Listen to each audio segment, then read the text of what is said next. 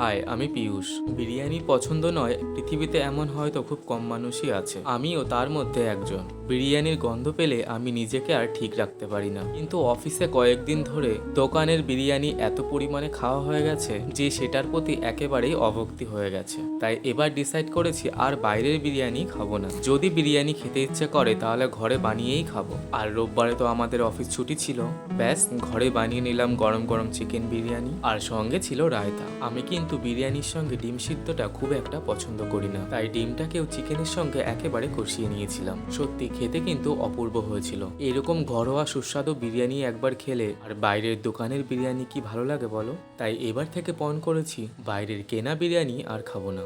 যদি কখনো খেতে মন চায় তাহলে একটু কষ্ট হলেও ঘরেতেই বানিয়ে খাবো। আর সত্যি বলতে আমার কাছে মাটন বিরিয়ানির থেকে চিকেন বিরিয়ানিটাই বেশি ভালো লাগে। আচ্ছা, তোমাদের কার কোনটা পছন্দ আমাকে তাহলে একটু জানিও।